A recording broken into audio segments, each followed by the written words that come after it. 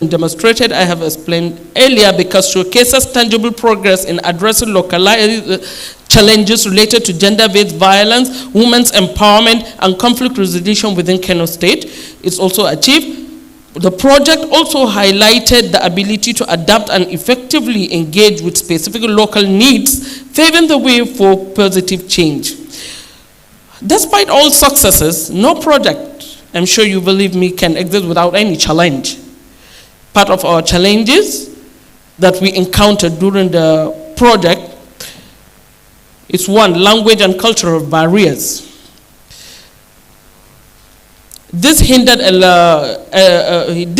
effective communication and understanding at times of the components, but we were able to mitigate it in the sense that utilized local experienced facilitators and interpreters, translated materials into local language, and incorporated culturally sensitive approaches to ensure inclusivity and understanding among diverse groups. This was the measure that was taken to kind of mitigate that language barriers.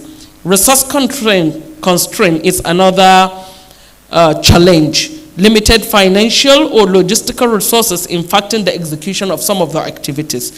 But we had a way of mitigating it by prioritizing activities, leveraging on partnership, and optimizing existing resources to ensure the successful implementation of initiatives within budgetary constraints.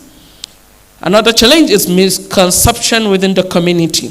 Misconception with some communities regarding project objectives or activities was a great challenge to us. But with an effort to mitigate this, conducted robust community engagement sessions, addressed misconceptions through transparent communication, and emphasized the project's positive impact through tangible results and testimonials. Another challenge is change of leadership / political appointment, which I know without explaining, you believe me that it has really affected our project. Because of the general election, we have started our project with the former leaders, and the coming of the 2023 general election, we have to stop because of the coming of new leaders. We have to pay another advocacy visit. Yeah, she understands me, that's why she's smiling from the ministry. You know, all those protocols really put us down, but we were able to overcome a lot of it, to immediately, after the shift, to come on board and go reintroduce ourselves, coming with some of the officials and traditional leaders to re-embark on our project again. Another challenge is adapting to local dynamics. Adjusting project strategies to align with complex local dynamics or unforeseen changes. We were able to mitigate this challenge by maintaining flexibility in the project plans, conducted regular assessment, and adapted strategies in response to evolving local needs or contextual changes, ensuring relevance and effectiveness. Now, addressing these challenges with proactive and adaptive strategies demonstrate the project's resilience and commitment to overcoming obstacles, fostering meaningful engagement, and achieve tangible impact within Kano State. Lastly, evaluation on the impact of Partners West Africa on this project. This project really demonstrated significant strength in stakeholder engagement, capacity building, and targeted communication strategies. Challenges such as initial stakeholder engagement, issues and language barriers were effectively addressed through proactive measures. The project's success lies in its ability to empower local actors, effectively engage communities through several channels, and promote positive changes in societal perception and behaviors related to gender-based violence and women leadership roles in Kano State. Thank you and good morning.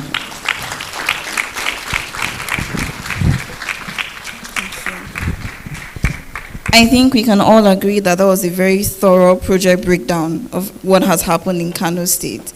Do we agree? All right, thank you. Thank you so much, Hajia Aisha Ali Tijani, for your presentation. Please, can we give another round of applause? I feel like the energy is a bit cold here, so I'm going to come again. Good morning, Abuja. Good morning, Abuja. Thank you. So now we are going to head into a really integral part of the program where we are going to take the keynote address. So ladies and gentlemen, please, out of respect to the office of the First Lady, please can we stand as we welcome to the stage Barrister Miriam Busari Obadina, the Senior Special Assistant Legal Matters Office of the First Lady, representing Her Excellency Oluremi Tinubu. Thank you so much, ma'am, and we look forward to your remarks. Thank you so much. Please be seated. Thank you so much for the honor. Good morning, everyone. Good morning, distinguished guests, ladies and gentlemen. I'm here to represent Her Excellency, the First Lady of the Federal Republic of Nigeria, distinguished Senator Oluremi Tinubu. But before I head into our keynote speech, I'd like to recognize some of the key persons in this room. The representative of Senator Ireti Kingibe, our Chief of Staff, good morning. The representative of the Minister of State of the FCT, Hajia Maria Mahmoud, represented by Mrs. Dayo Benjamin Laniyi. Good morning. Mr. Lucas Schiffel, Deputy Head of Mission, Embassy of Switzerland, and other consulate members here present. Good morning. Also the Honorable Member of the Kwara State House of Assembly, Honorable Rukayat Shitu. Good morning. The Director General, Mrs. Jacqueline Faris, and the entire Board of Trustees of the Shehu Musa Yar'Adua Foundation. The Executive Director, Partners West Africa, Mrs. Kemi Okonyodo, and other partners. Hajia Aisha Ali of the Federation of Muslim Women Association in Nigeria. Thank you so much for that very robust presentation. I took a lot of cues and I'll be delivering your message to the First Lady. Also distinguished panelists, as we witnessed in the course of the program, gentlemen and ladies of the press, distinguished guests, ladies and gentlemen, good morning. The keynote speech of Her Excellency, the First Lady of the Federal Republic of Nigeria, Senator Oluremi Tinubu, CON. I am delighted to be here at the Shehu Musa Yar'Adua Center, a symbolic space of justice, democracy, and equality. I commend the Shehu Musa Yar'Adua Foundation for hosting this crucial public policy forum, and the Swiss Department of Foreign Affairs for supporting this cause, as well as the partners of West Africa. I thank you for inviting me to be part of today's discourse, centered on promoting the effective participation of women in governance, which transcends mere conversation, as it is a resounding call to action, urging us to reshape our governance and leadership space. Personally, with my considerable foray in public service, I have witnessed firsthand the transformative power wielded by women in shaping the tapestry of our national development. The inclusion of women in politics remains an unfinished agenda globally, and a pressing issue that demands greater commitment in Nigeria and Africa. Despite comprising more than half of our population, women continue to be significantly underrepresented in key leadership roles. This is a travesty that not only deprives women of their rightful opportunities, but also denies our country the full potential of its people. When women are absent from key decision-making positions, their voices are silenced. As a result, it is probable for policies that do not reflect the needs and concerns of women to be made, with its attendant consequences. Studies consistently reaffirm that diverse perspectives lead to more enlightened decision-making and comprehensive solutions. By encouraging more women to occupy positions of leadership and governance, we strengthen the foundation of our democracy and promote gender equality. I must commend and appreciate the President of the Federal Republic of Nigeria, President Bola Ahmed Tinubu, GCFR, for actively promoting women's involvement in governance, which is evident in the appointment of more women to key roles in this administration. It is imperative for women to embrace this opportunity, excel in their roles, and pave the way for more women to ascend to such positions beyond their own tenures in office. Personally, as his wife, I have not been exempted from its promotion of gender equity.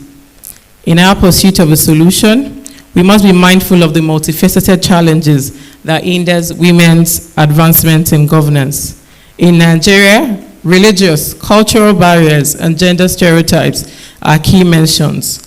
In many parts of the country, women are still expected to solely assume traditional roles within the household and to abstain from participation in public life. In marketplaces, workplaces, and even schools, gender stereotypes play subtle yet insidious roles in barring girls and women from attaining leadership positions.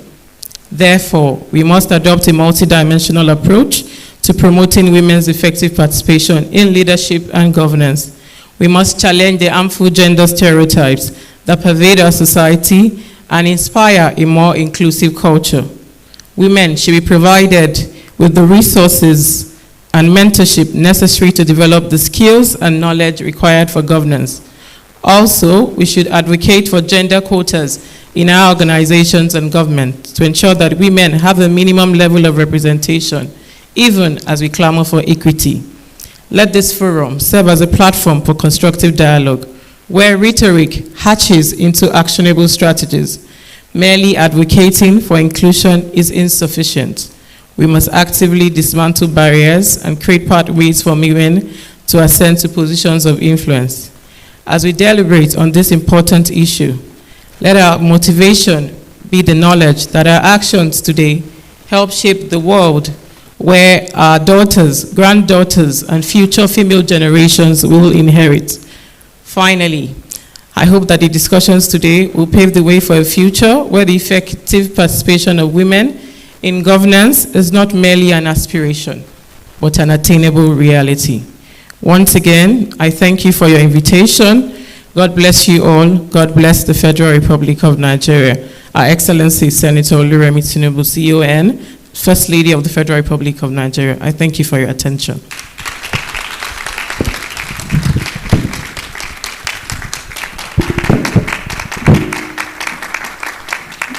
Thank you. Please, let's be upstanding with a resounding round of applause, please, as she returns to her seat.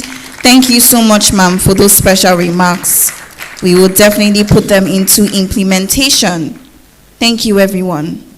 We may all be seated.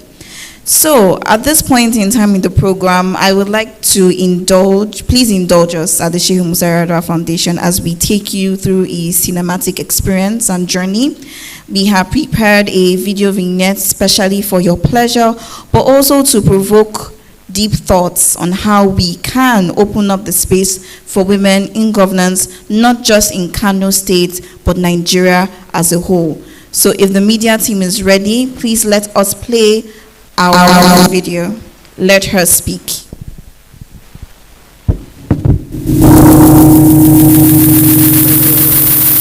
Are you ready?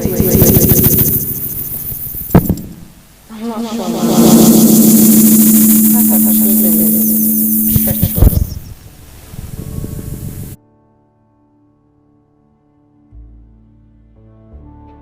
You carry the hopes and dreams of generations in your heart, Binta. Just speak. Speak without fear, my daughter.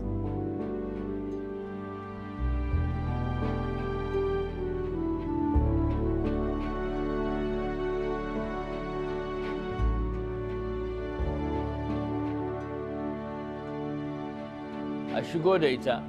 Bring her in. Assalamu alaikum. Tashi. Binta, you asked for audience with us. Tell us why. Hi, Kimi. Esteemed elders. I seek the opportunity to serve as your next local government councillor. Kunjita, kota girmama hakimin mu mata kasa. It seems you have forgotten your position. Dakata waziri, kar kai hanzarin hurkanta. Perhaps councillor is a new position, the local market association.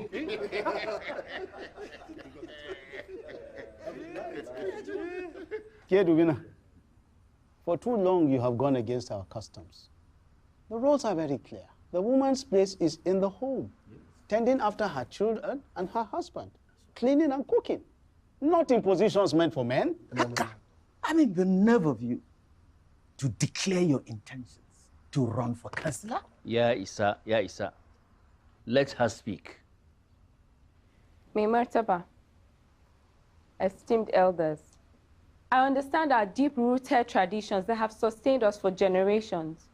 But I stand before you today not as an adversary, but as a daughter of this community who believes that our customs can adapt and become even stronger. What more do you want? We want more than education. We want a chance to use the knowledge we've acquired. We don't want to be limited to the kitchen and the bedroom. Let her speak. Waziri, ya Isa. Continue. We, the women, are asking for a chance to help steer this ship to calmer waters. Our strength, our wisdom, our love, these things are not just for the hearth, but for the heart of our community. Let us harness the talent of our daughters, the wisdom of our mothers, and the love of our wives. The unity of our society is built on the shoulder of all its members. Lokaci yayi mai martaba, for all our voices to be heard. Binta, your courage in stepping forward is commendable. And if you possess even a fraction of the determination and fearlessness of your late father, then I know you won't back down easily from a fight. It wasn't that many centuries ago when a certain Queen Amina of Zazzau, a city-state not too far from here, she led men to war. Perhaps those days may yet come back again. Binta, you have spoken well, and this court is not going to stand in the way of your ambition. Ashugo desu.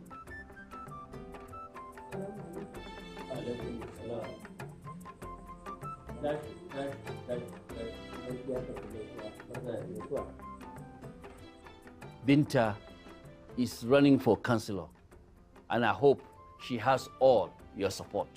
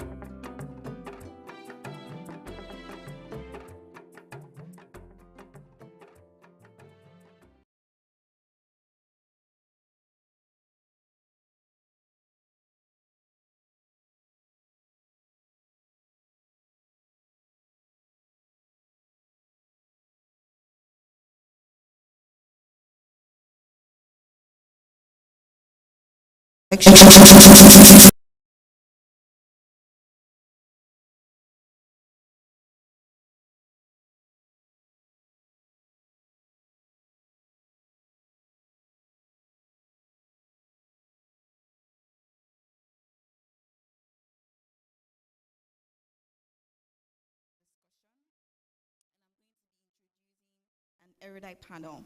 It's going to be a very interesting time because I'm also going to moderate that panel. So I can assure you that I will drain every last bit of knowledge, experience, thought-provoking comments that you will need to hear so that we can be change makers and promote women's equality in governance. So first of all, I'm going to be calling on Honorable Rukayat Shitu, Honorable Member for the Kwara State Legislature, Owode Oniri constituency. Thank you so much, ma'am.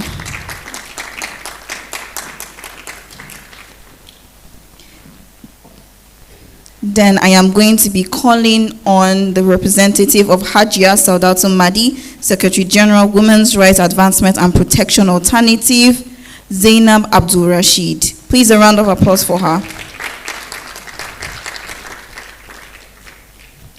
I will also be calling on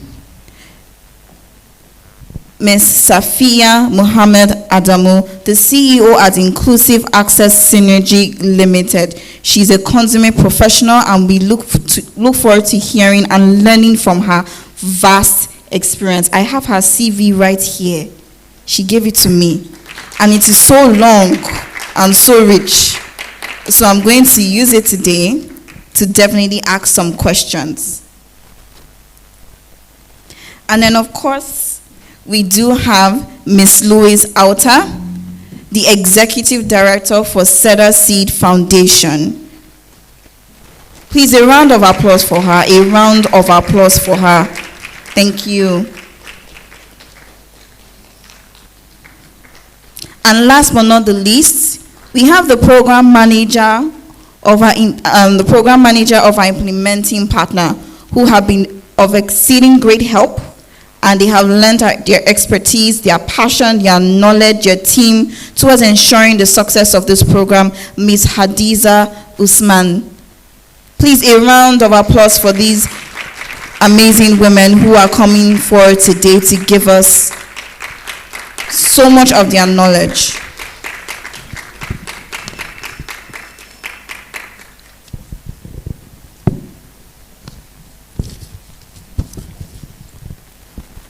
One thing I can assure you is that we will learn, we will laugh, and then we will go for lunch. I think that sounds good. Thank you.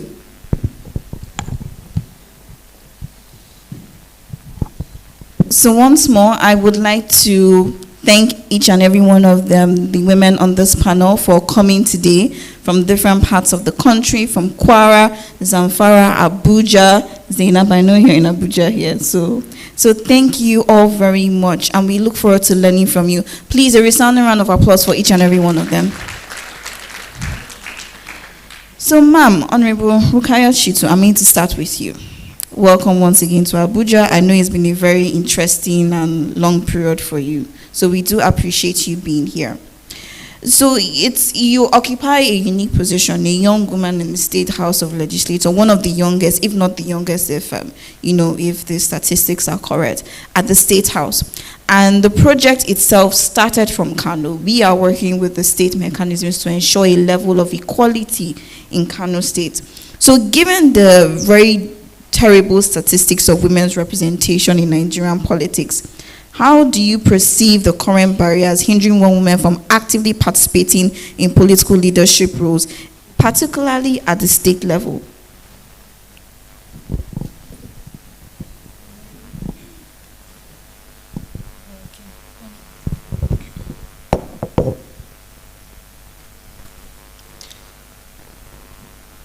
Well, good morning, Excellency, the First Lady of the Federal Republic of Nigeria, ably represented by Barrister Miriam Busari Obadina, and all other protocols are duly observed. On the question, I don't know if you're asking me to talk on Kwara State, like you are using that as an example. So given that you are a member of the State House Legislature, you could highlight the barriers in Kwara State, because we know we're trying to aim at state interventions and see how we can even roll into other State House legislators across Nigeria. So it'd be great if you could understand the barriers at the state level using Kwara State as an example. Thank you very much. One thing I will say that is the barrier, I think the finance and sometimes the network. But Kwara State, as an example, if I want to say, we are a bit different and we are far ahead of every other state, because in Kwara State, we have signed the 35% gender composition bill. And this, during the first term of Governor Abdurrahman Abdulrazak, even despite it is 35%, women occupy more position, appointed position than men. And this second tenure, we have 50-50. So it should come from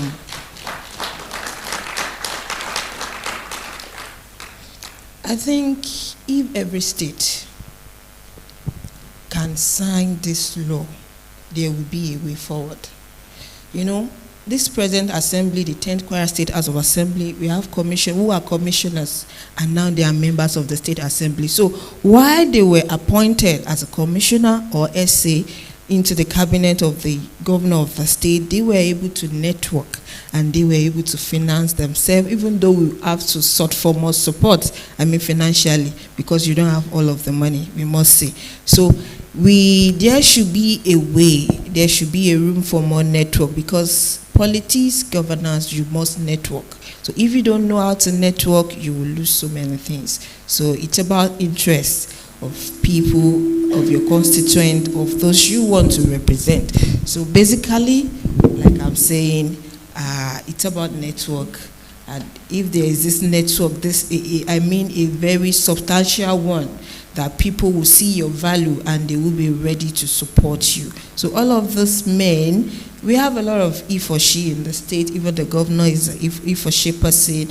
The speaker of the House of Assembly. Presently, at the state assembly, we are working on the GEOB, the Gender Equity Opportunity Bill. We have the 35% gender composition bill, and this is to show you that the state is already gender inclusive. So everything, and if every governor can do this, the 35%, this will provide more platform for more women, because before election, women are the major players. They will do the campaign, all the dancing. So after election, you will see just few women in the positions. So if we have governors, because the key players is the governor. So if the governor is ready to put in more effort to bring more women to the position, to the decision table, so we will have more women. Thank you very much. I will stop here. Thank you so much. A round of applause for her. I got a couple of things from that quick remark, basically on how the state government has been able to prioritize women in governance. So it shows the relevance and importance of political will, especially at the state level. Thank you so much, ma'am. So now I go on to Ms. Safia Muhammad Adamu. Please, a round of applause for her. Ma'am, if I must say, you have done so much. A lot. In fact, you've done a lot of interventions, especially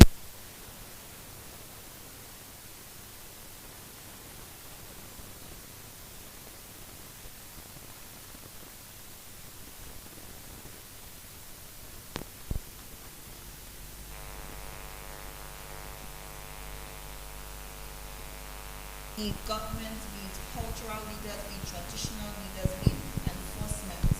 Right? And I want to ask a bit of a technical question. I want to talk about the socio-cultural context of these communities and how they influence the design and implementation of initiatives aimed at increasing women's economic agency, and how these programs can be adapted or expanded to further catalyze women's political engagement and leadership roles in a particular state. From the video, we saw that there had to be some dialogue with the traditional rulers within that particular constituency. How do we understand and acknowledge that this socio-cultural context exists and still use them and adapt them to promote women's political leadership, women's economic agency when we're putting forth these initiatives and programs? Thank you very much. Good morning, everyone. This is very interesting. Let's just say, I stand on existing protocol. Let me not take much of your time. At the time I worked in Zamfara, I had an advantage. The then First Lady, Dr. Karima, she's a medical doctor, a pediatrist. I had that advantage. She was the First Lady, and she still is, but then she was very passionate about seeing women participate. And then I was kind of like, I an unofficial advisor, coming from political science, knowing that we've known each other for a very long time either. I had access, which a lot of women don't have when they want to start this kind of advocacy. I had access right into the government house. His Excellency Yerima listened. Sometimes it was tough getting him to listen, but sometimes it's like he's leaving her apartment, we literally run after him and drag him back. Look, this is what we're saying. This is what we're trying to do. We were not trying to, one of the key things we're able to identify right from the beginning is we're not trying to usurp your position. And that's very important. And then, Zamfara State is homogeneous in both ethnicity and religion. So it was easy to actually evoke some of those hadiths and verses, translate them within the context we wanted to see, and we had a lot of them seeing us. Initially, they treated that whole thing like it was just one of those things, until we now advocated for and got the first female education board. I don't think when we achieved that, I don't think it existed anywhere else in Nigeria. Yeah. A round of applause. Thank you. So we got the first lady. What they did initially was assign it to the office of the first lady, who also happens to be the senior advisor on women affairs. So we had the female education board, and then within the female education board, we had programs to kind of catch the kids young. It's like almost every fortnight, we were visiting almost all the local governments. We were not really talking to the men, we were talking to the mothers. And one of the ways we wanted to attract the kids into school was to ensure that one of our experiment pilot projects was to set up classes in each of the state local government to pick up the kids at age 4. So in those classes, they were placed on special diets, very balanced diet, herself being a pediatrician and all that. The food was provided, the screens, television screens were there, the video things were there, then the teaching. And we got almost all it was more peaceful, of course, we didn't have the issue of banditry. So we got a lot of corpus to teach them, whom we provided with accommodation, we subsidized their feeding and a lot of things. So they were willing to work. And there were this constant pain of unscheduled visits. And because she is part of them as a medical doctor, I constantly was holding her up as an example. We want to see your daughters become doctors. We want to see your daughters the way she is. So so it became it was like every woman who has a daughter wanted to see at least one of her daughters in that kind of position. Then in 2002, we now started with getting the women to know that their number matters in politics. So we did a workshop for 6 weeks, going from local government, electing. The workshop, we translated everything to Hausa language. And the whole idea was to get them to use their votes. So even to date, the men tend to target the female voters. Yes, they've not had women elected into offices, but they know that the women vote, their vote is really important. What's the importance of your vote? This is what you can do. You can withhold it. Towards election, nobody really wants to offend them because they had this massive power of turning out. And they still turn out more than the men when it comes to election to date in Zamfara. So giving them that knowledge, empower them to know that, look, even their vote matters. And then taking it further on the education level, we had what we call the continuing education, which was somewhat unique to Zamfara also. The continuing education was a lot of marriages, a lot of young girls got married at a very early age. Either they didn't finish secondary school, or some didn't even have primary school, and then all that. So the continuing education kind of provided a platform where you could actually go enroll at whatever stage of education you were cut out. So we had a lot of the divorcees, those who were married, attending schools. So it actually increased the level of education within the state.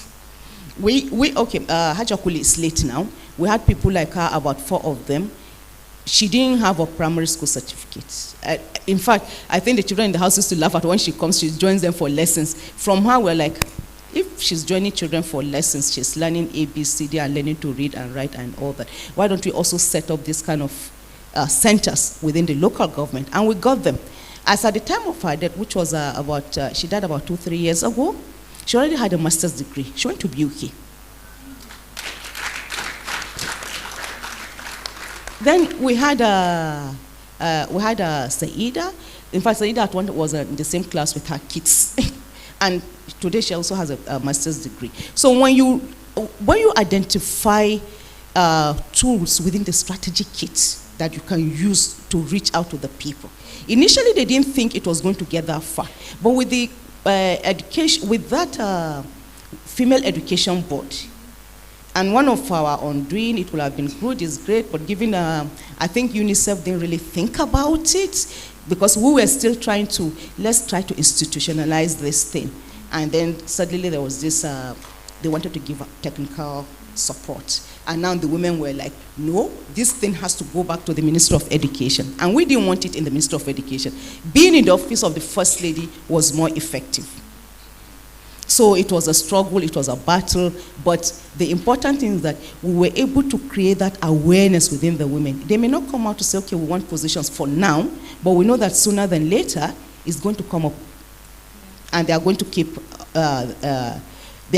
fighting or struggling for it. Yes, after that first 8 years, there was a break in the continuation, because really, the new First Lady didn't quite understand the goal.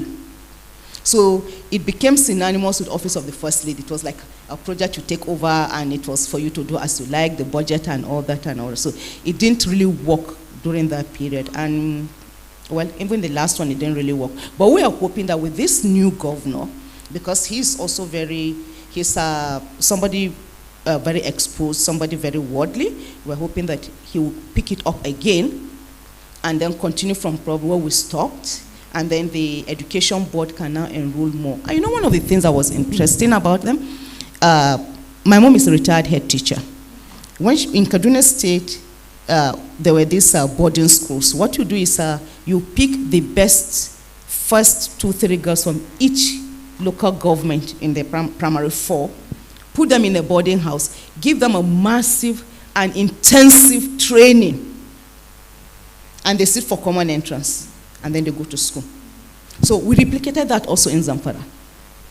We had at primary school level, we had at secondary school level. So we also had girls model schools, and these kids were able to do that. So we got women. The women in Zamfara are much more aware about politics, what their vote can do, than a lot. But like women challenges in other places, they have the issue of finance, but theirs is more rooted in the socio-economic setting. They have to we need to have them begin to understand that, look, even education, when they say education is, when you educate a woman, you educate an entire city, you educate the whole world. When the prophet made that statement, he didn't make it in isolation as in you educate. No, you educate everybody. But when you educate a woman, it's like you educate an entire clan. Because if the mother knows, the daughters will know. And she will have the courage to actually support those daughters to do what they want to do. We have Qadariya Ahmed, a colleague of ours. Her mother is very bold. She's an educationist. And look at all her daughters. And she had always also stood up to, she also had some run-ins with her Yerima, but she also stood up to it. And that's because she's empowered. That's because she knows. So these are the kind of things that we're trying to bring up. Zamfara had its own kind of bad publicity. Now with banditry, it's even worse. But they actually did a lot in that education sphere. What we're now hoping with this new government is that they will be able to build on it, leverage on that foundation to take it higher. So we've been working with women, and I've worked with women in Kano State, in Jigawa State, Borno, and also we're working with women in governance, actually supported by different bilateral agencies, Yes. and we've seen that having them in the corridors of power helps. Yes. So you say something like about it will reduce the corruption and this, but I don't know about the corruption thing, but I do know that it will help because at least we will have a voice there. Yes. I always tell people corruption is a relative term. It depends on how you actually define it. A lot of little things that we do enable corruption. So it's a very strong fight. It's beyond singing towards anti-corruption.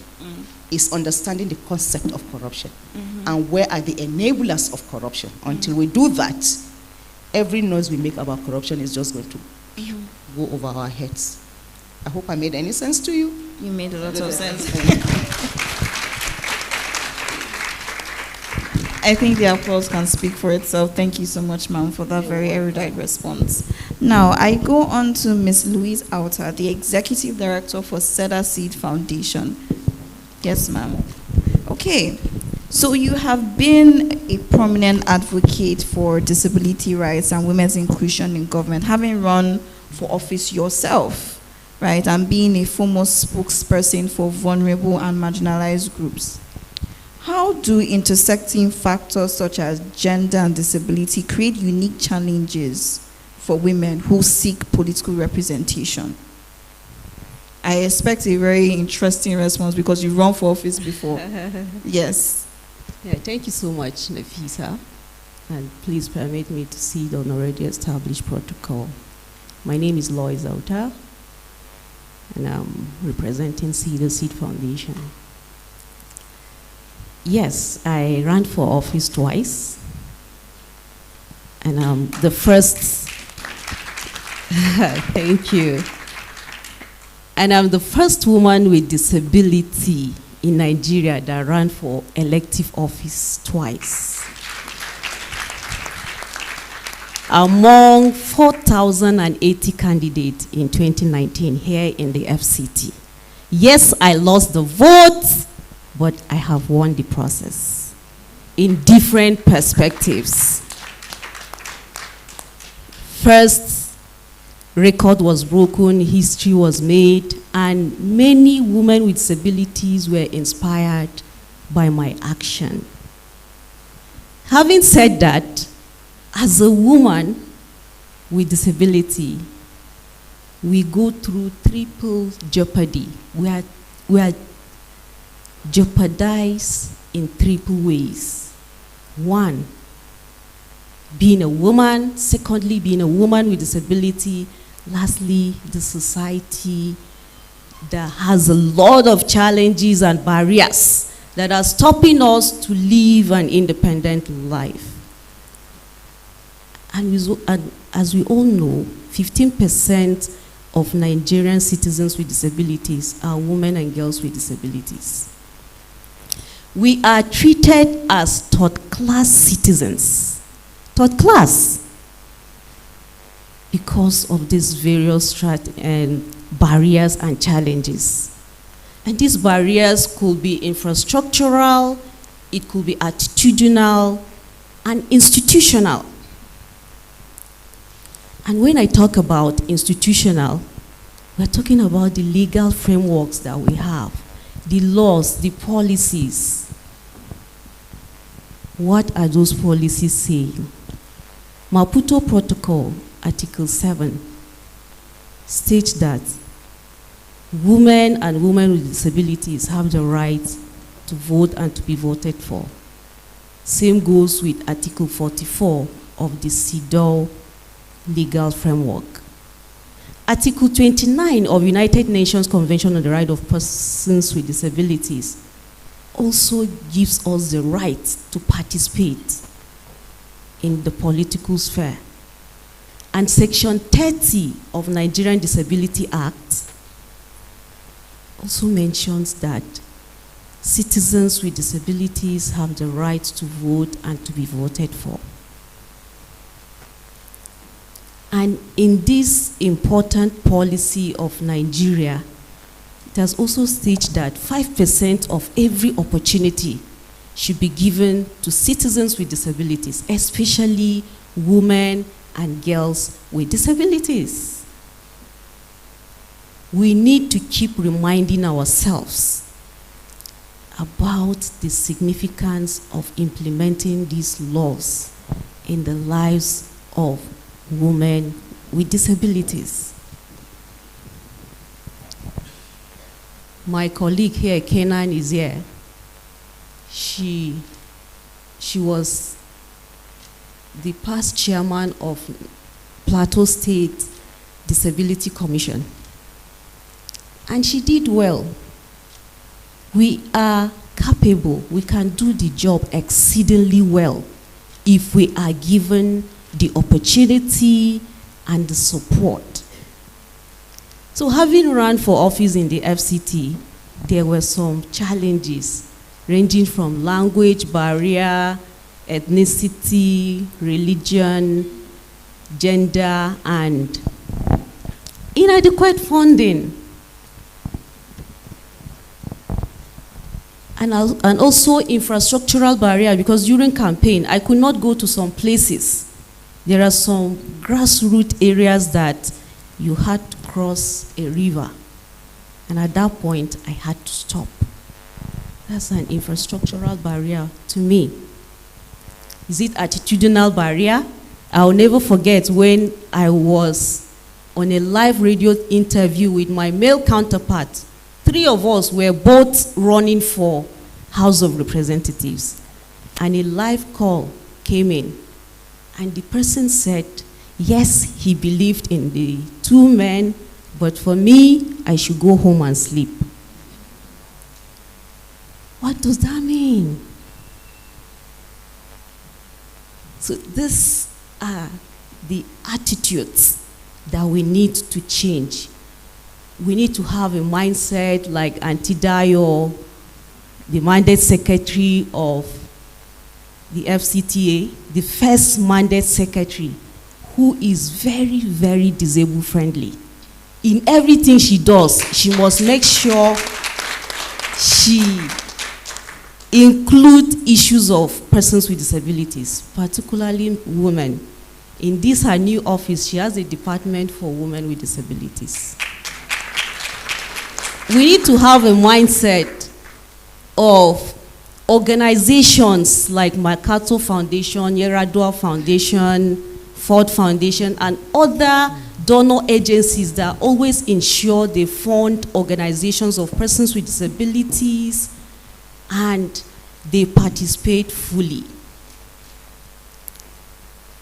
We appreciate President Tinubu for appointing one of us in November, who is a senior special assistant to the president on disability matters. Kudos to Nigerian government for that. We are also calling on the office of the First Lady, Senator Oluremi Tinubu, to keep talking to the president because we want more representation. And this time around, women with disabilities, please kindly take our message to her that we need more representation because the world is gradually moving from inclusion to participation and from participation to representation. We want to see more of this representation. When I was running in the FCT, I was told, Lois, you came from Kaduna. Why are you trying to take our space in the FCT? Go back to Kaduna and run. So in 2023, I decided to go to Kaduna. On reaching there, the men over there, they said, Lois, we married you out to Akwa Ibom. What are you doing here? So where do they want me to run? Issue of indigenship and citizenship came in, and diversity. Being a woman from Kaduna, staying in Abuja, married to Akwa Ibom. And that's why we need the 5 bills in the National Assembly to be passed, the gender bills, to be passed and be assented to and signed into law by this government. Doing that will give opportunities for more women, including women with disabilities. Thank you, Nafisa. Thank you. Please, that was an elaborate question. Sorry, ma'am. Ms. Hadiza, please hold on to the mic. Yes, it's your turn. So thank you so much, Ms. Louise Alta, for that very genuine and very thorough explanation of your experience. I believe a lot of us have learned a lot of things and have action points to take home. Now, Ms. Hadiza, I'm sorry, I'm going to veer a little bit off point from following up on Ms. Louise Alta's question. Now, she said, we have the gender bills, we have affirmative action, we have different things. And something comes to mind, political parties. We don't have independent candidacy in Nigeria yet. So everyone that wants to contest must go through a political party to contest.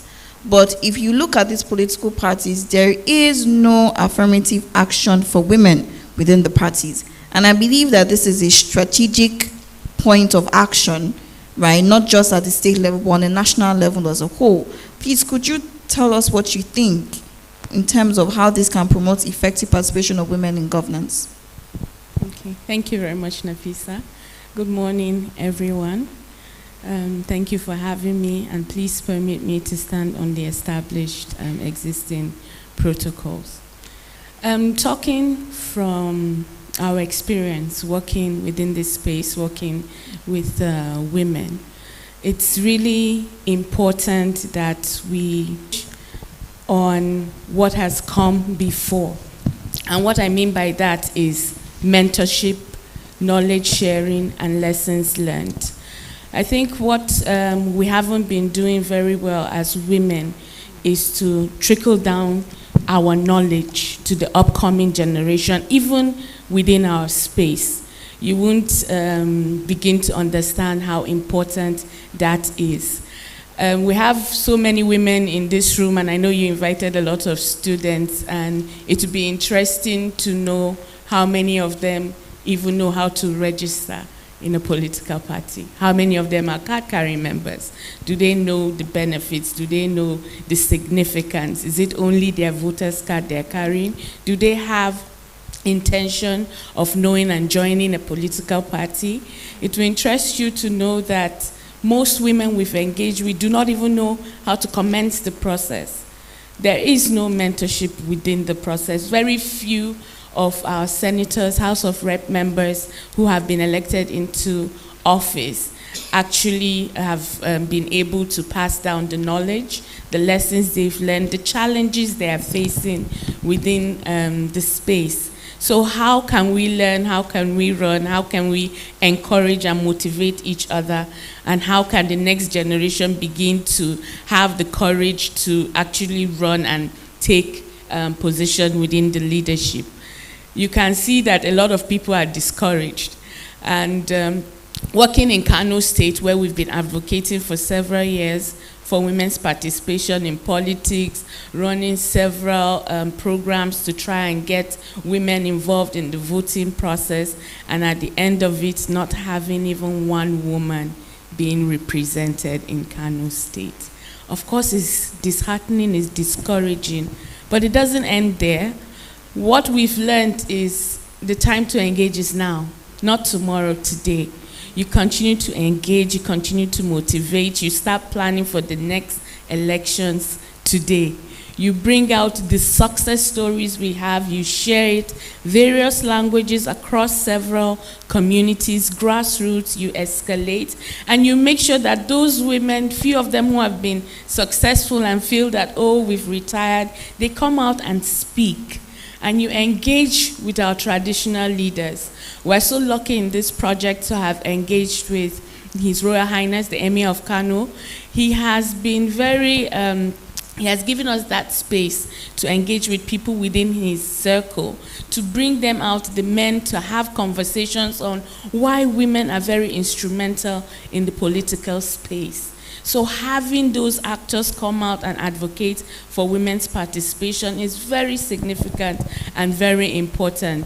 So I would say continue to engage in this space, bring the traditional leaders, the religious leaders, those women who are within this space, even though they're not at the high level yet, whatever level you've attained as a woman is a level where you can encourage and motivate other women to come to that level and even to excel and exceed. So I would say that, first of all, let's get more women to be interested in politics and actually register within political parties. Thank you, Nafisa. Thank you so much. And now I go to Zainab, who is from RAPA, who is a champion at grassroots advocacy. And I would like to ask you about diversity because, Ms. Sophia mentioned here that Zamfara is, particularly homogeneous. Some states are like that, but some states have so much diversity and it's like a mixed pot of, I don't know which soup we can call it now.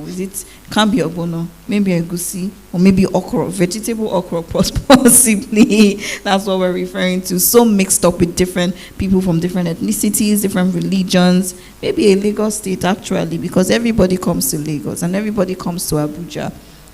Yes, so, how do these various intersecting factors like ethnicity, religion, and socioeconomic status, despite these, how can we ensure inclusivity and representation of diverse women in initiatives aimed at promoting political engagement?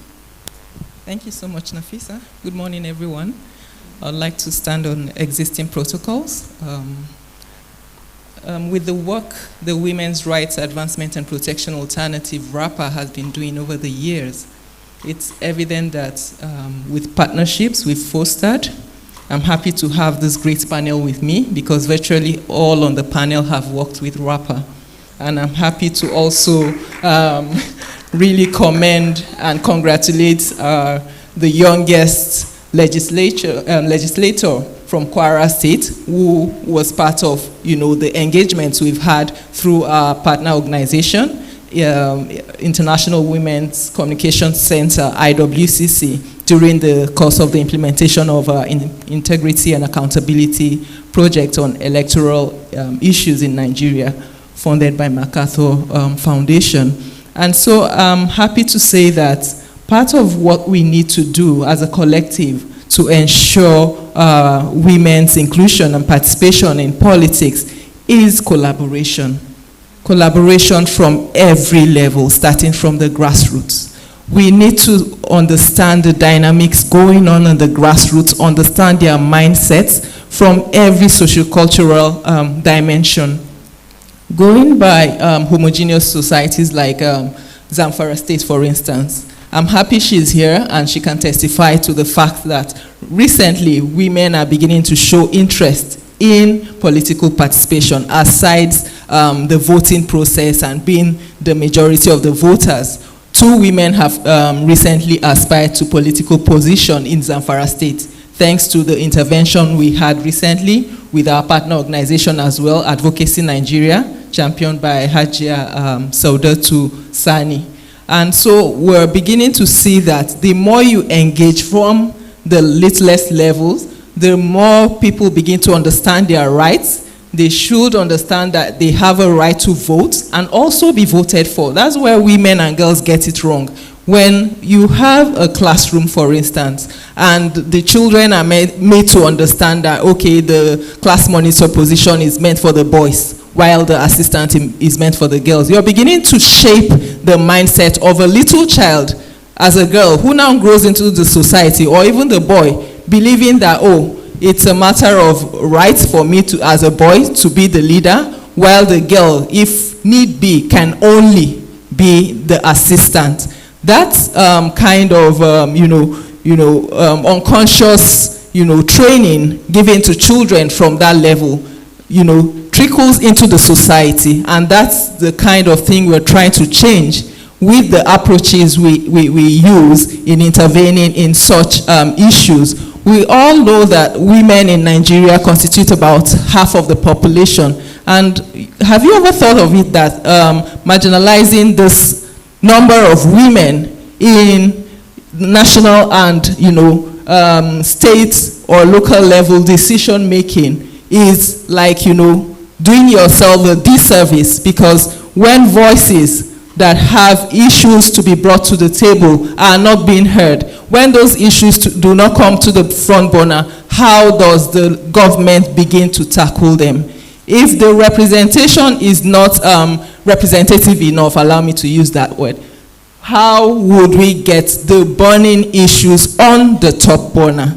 I see this panel as a real clarion call, thanks to the presence of the representative of the of the wife of the president, Senator, Her Excellency Senator Oluremi Tinubu. I'm glad you're here to represent her, and I hope you'll help us pass this message that we need the political will of this government.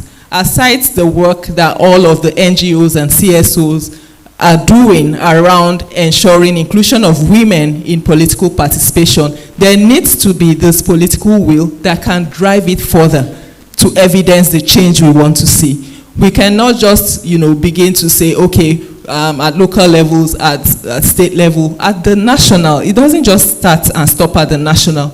The local levels are being, catered to by a lot of CSOs and NGOs trying to make people, citizens, understand their rights and also put those rights to use for their own advantage. Because if there's a government in place and it does not translate to progressive welfare and positive welfare for the citizenry, especially women, girls, persons with disabilities, the elderly, who are usually marginalized in everyday issues, then we're not there yet. And until we begin to consciously engage these constituencies, I don't think we have begun the work. So collaboration, partnerships, fostering healthy relationships from the grassroots to the state level and to the national will do us a great progressive issue for driving this change that we want to see. Thank you. Thank you, Zainab. Don't drop the mic. Don't drop the mic. Don't drop Yes, hold it. All right. I'm going off on your point about collaboration. And RAPA does a lot of work with traditional and religious leaders in the North. And now I want to ask, what ways can alliances between women's rights organizations and traditional religious leaders be strengthened to collectively champion female leadership and break barriers rooted in culture and tradition? I think clear evidence is the video that we just watched. So how does that translate into practical terms? Yeah, we all understand that at grassroots levels, the gatekeepers are obviously the traditional leaders, yes. And even at every level, we find that we have godfathers who are religious leaders as well. So tying any intervention, I'm happy that Partners West Africa also engaged the traditional leader in Kano. If you begin your intervention from that level, it's assured to get the right outcomes. And so, why am I saying this? They are the ears and the mouth of the community. When the citizens in that location hear from their leaders, they believe whatever intervention you're bringing is something that will be beneficial to them and their communities. And so over time, RAPA has worked a lot with the traditional leaders around Nigeria, one of which recently was even the dialogue that was held with traditional and religious leaders in Kano on the Ford Foundation funded project for ending violence against women and girls, through the engagement of traditional leaders. And it will surprise you to know that this group of people are open to a lot of change. You just need to engage them in the right way. And so fostering such relationships, for every community, there are contexts that align with the way they do things.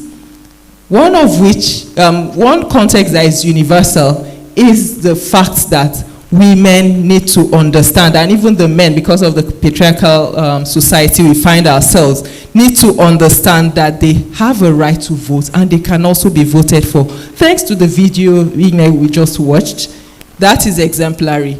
With a traditional ruler that understands the concept of allowing the women in the society to contribute to development issues, he puts down every other view of his subordinates just to make the lady's voice heard and also push her forward to inspire the others who are, onlookers to be able to also come on board and participate and also be part of the representation of their own voices. When you the saying goes, nothing for us without us. You know, when we're part of it, the ownership is there. So we tend to push the agenda forward. I'm happy Madam Lois is also here. We've worked a lot with her organization on pushing the agenda of the persons with disabilities in governance. And part of what we've learned is that when citizens understand that discrimination, you know, puts a barrier to inclusion, then we have just begun. And so there's no on the flogging the fact that we need to continue the advocacy to collaborate with all the necessary stakeholders who are majorly the gatekeepers of whatever communities we may be working with. CSOs already understand the concepts we're talking about. How about the grassroots leaders? We also seize opportunities to use places like safe spaces that we've created across Nigeria during our various interventions where women, you know, come to lay complaints around gender-based violence which they face. And you will all agree with me that gender-based violence in politics is something that is very real. A lot of women are intimidated by the fact that they are women contesting in a male-dominated environment. And so when men begin to terrorize them and do all sorts just to put them down, like the call Madam Lois got on her radio program, just, you know, that's enough to demotivate any aspiring candidate from proceeding with whatever intentions she has. And so if we begin to disabuse the minds of citizens and also the gatekeepers to understand where we're coming from and how they can support our own interventions to ensure women inclusion, including women is like bringing the remaining half of the population, for instance, to contribute to national and local development. I'll give you an instance of the Community Transparency and Accountability Group that RAPA partners, SEDOC, have, you know, instituted in their local communities. This is a group that was created during one of our gender projects. There are women in the grassroots, local areas where, you know, they learned a lot of things around engaging the duty bearers on demanding their rights to inclusion in politics, inclusion in basic social amenities and all of that at the grassroots level. But with this current intervention on electoral integrity and accountability, this group was strengthened into an electoral management committee in the same grassroots. And women that have been able to engage the government demanding their rights in the past, now we're even able to, you know, come out to contest for positions at the local levels. Part of them were even included in the local cabinets. So these are stepping stones that will continue to inspire, you know, the younger generation who are watching what's going on at the higher levels in their communities to also take a step. The classroom is one example I've given. The local level cabinet inclusion of female traditional cabinet members is another one. And part of those women at those local levels in Enugu State were also contesting rather, they contested during the last elections in Enugu State. And some of them have been appointed as personal assistants and senior special assistants as well. Those who didn't win, some got some appointive positions in their states. So those are stepping stones. But beyond appointments, we need to see that women who deserve the positions get there. Let their voices count. Let's begin to hear the issues that, you know, that keep putting women behind the men come to the forefront, and let's begin to understand why this should not be so. Women are half of Nigeria's population and should not continue to be marginalized. One sure way to achieve that is political inclusion, participation, and representation. Thank you. Thank you so much, Zainab. And now I go on to our honorable member. And the question I have is on institutional frameworks, because I know a couple of us on this panel have highlighted institutional frameworks as sometimes being the barrier to women's political participation. So how do you think these frameworks at the state level can be strengthened or adapted or changed to ensure a more gender-inclusive governance structure, fostering an environment that is conducive to women's active participation and influence, and not forcing them out of political power? Thank you very much for that question. Before I move forward, when Nancy Lois was speaking, I want to chip in something that our governor, first ever in the history, appointed to people with disability, persons with disability. So that's the first ever in the country. So he's only Governor Abdurrahman that appointed someone with as a permanent secretary in the state.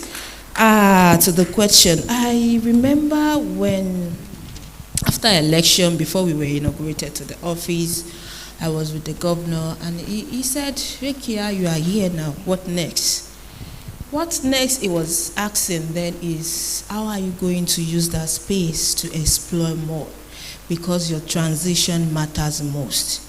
When you are not, sustainability, to me, sustainability is not an option. It is necessity for the future generation. Because if you cannot sustain that position, yes, I might not be here tomorrow, but there should be a sustainability. My transition, this is what will help more women in the political space. So, last week, we were at the Nigerian Governors Spouses Forum 4th Annual Conference. So after the program, I spoke with the speaker, and the night assembly, we don't have any female lawmaker. So in this 10th assembly, in the whole of the North Central, Kwara has the highest female lawmaker in Nigeria. So the speaker was now telling me, Honorable, we missed you a lot. Come and see how the assembly was. Everybody was like, they felt our absence. We were not around, and they can feel that these people are not around, because there is this soothing atmosphere. Like, we tend to understand the situation more. We add to the progress of the assembly. So basically, if we want to sustain women political participation, we need to help ourselves as a woman. As a woman, when you are in an office, you are not only helping yourself, you are helping those behind and those who support you, those that are coming behind you. So if you are able to sustain your network, like the governor told me, you don't need to limit yourself to a particular space. Go out, get to know people, explore more. This will help you and help your constituency. So after the office, whether 4 years, whether 8 years, whether more than that, I will live there one day. Whatever we are doing, we know that it is God that do, but our efforts will count. That's just it. One fact is God, it is only God that do something. When you are vying for a position, if God says, okay, this, you will get it, fine, you will get it. But your effort too will count. So whatever, if we want to sustain this as a woman, we need to help those that are supporting us. Whoever is supporting us, you need to let them know that they make an important decision for helping your cause. So thank you very much. Thank you so much, Honorable. Thank you. Please, a round of applause for her. I go on to Ms. Safia Muhammad Adamu, and I want to ask you some questions, on strategies and methods. So as the CEO of Inclusive Access Synergy Limited, could you share some examples or strategies that your organization has implemented to ensure inclusivity and access for marginalized groups, especially women, in the governance process? Strategies that I'm sure actors can learn from and, duplicate in their own advocacy efforts. For inclusive access, let me speak for inclusive first. What we do is we identify policies that will enhance women's participation, not just in politics, but in the economic sphere. So once we identify a particular policy, what that policy is saying, we kind of, I use the term, we translate and then transliterate depending on the community we're working with. I've been working more with northern communities, so we translate that policy. We leverage on it. We communicate it in a language that the target group will understand. And once we do that, we try to get their buy-in. Once you have their buy-in, they can now fully participate in that process. for their own growth and for their own for the general well-being of the society. My policy, my concept is very simple, really. Is if you have enough women participating in the social, political, economic sphere, then you're going to have a fairer society. You are going to have a society where the well-being will always be considered first. Because even in the family, the woman wants to consider the family first. She puts it ahead. However, one of the things that I find interesting is, okay, when somebody uses the term deserving women into positions. You see, let's have a reality check. In politics, sorry, with all due apologies, in politics, it's not about the deserving woman. It's about which woman is going to subservient enough to be controlled. So to have a deserving woman, you need to have a woman who is fiery, woman who is willing to fight to the last. The woman who can actually see opportunities, seize them, damn the consequences, and say, hey, here I am, take it or leave it. You need that woman. So each time somebody comes to and says, this woman wants to participate in politics, she wants to run for an office, I'm like, so what do you want to give? What do you have to give? What is the take? It's not about just registering in the political party or just being part of a political party and then running with the mill. At the end of the day, you are now lobbying for position. That's why I'm not in party politics. To be quite honest, I find a lot of them quite not it. You need to have, what are you going to give to the society? And that answers the question, why am I going in there? And that answers the question again, so what? I'm there, so what? You see, when I was writing our thesis for publication one time, one of the things I pointed as our failure, the collective woman failure in Nigeria was Mama Taraba. We failed her.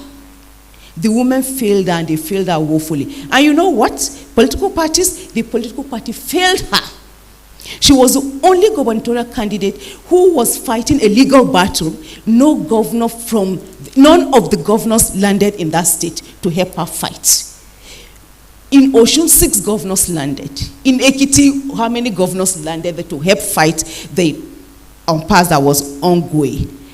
While, when Osun, PDP, APC were having issues, 6 governors went there, led by Bagudu. Not a single governor elected of the APC landed in Taraba.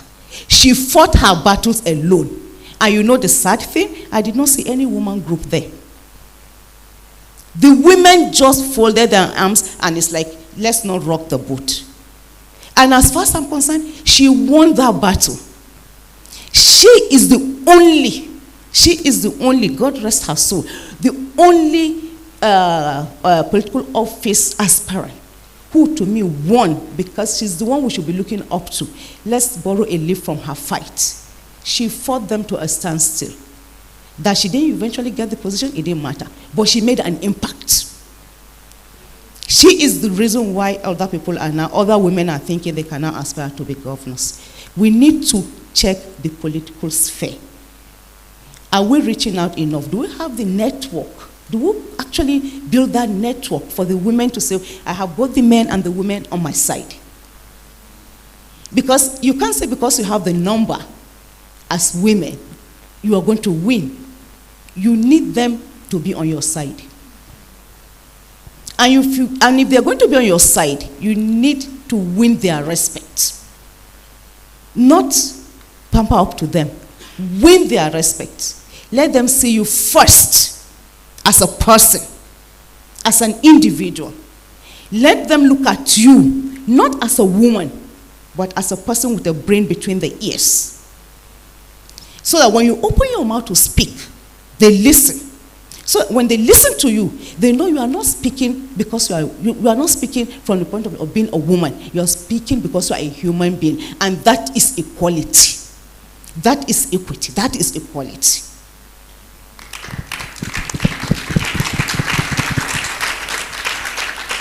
Thank you. So let's not begin to think we are playing the second fiddle. If you don't want to play the second fiddle, you've got to stand up for yourself. And each time you pick that mic, and each time you go on the podium, let your brain speak. Hit them where you want to hit them. Hit them hard, that they all go back, they don't sleep the night, they begin to think about it. They know that yet. I always tell people the greatest fear the male politicians have are the female politicians. But the female politicians are not yet there. We have not yet proven ourselves. We have not gotten to where we want to be, where we should be. We need to get there. And when we mentor, we don't mentor on materialism. We don't mentor on the fact that, okay, you want to be this, the process, blah, blah. No. Mentor on the fact that you have something to give. You are helping build a society. And when you build that society, you're building yourself, or you're making the world a better place. So until we learn our value and we accept the fact that we are that valuable, we're going to be having a lot of issues. And we need to identify and clarify concepts.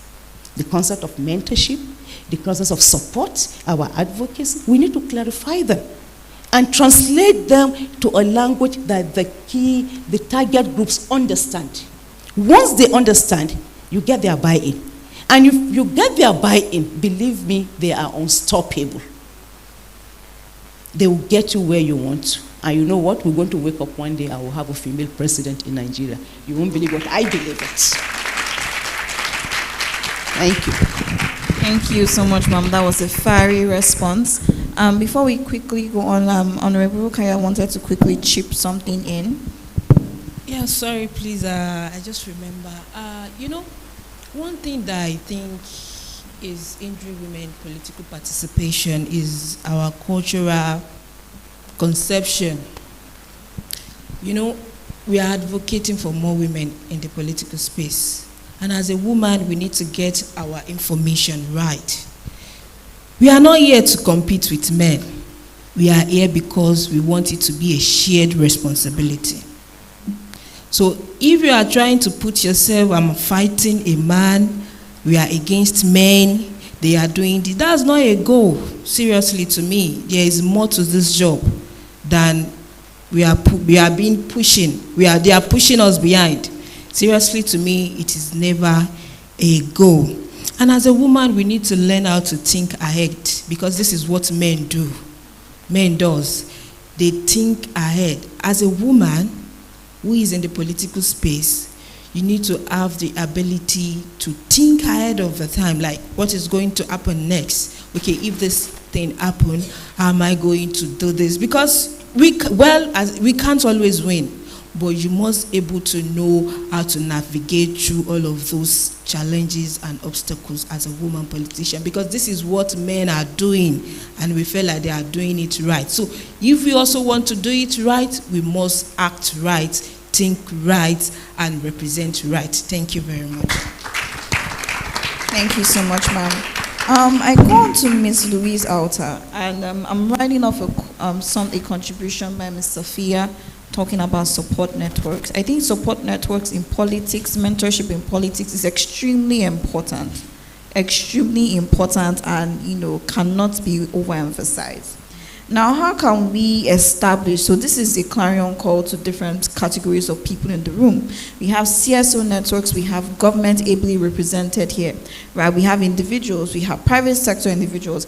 How can all these stakeholders support the establishment of support networks and capacity building programs tailored for women interested in political leadership roles to ensure they have the necessary resources, access, and opportunities to pursue their political ambitions? Yes, first of all, we need to set up a movement. Yaga Africa used the same tool of organizing and mobilizing. And today, we have Not Too Young to Run Act. So let's set up a movement that women One woman will bring 10 women. Those 10 will bring more 10 each. And so it goes. Let's orientate them. Let's train them through capacity building on how women should support women from the grassroots, not only in the cities. I'm not talking about the elites. People from the grassroots, those women in the marketplaces, in the farms, and other places at the grassroots.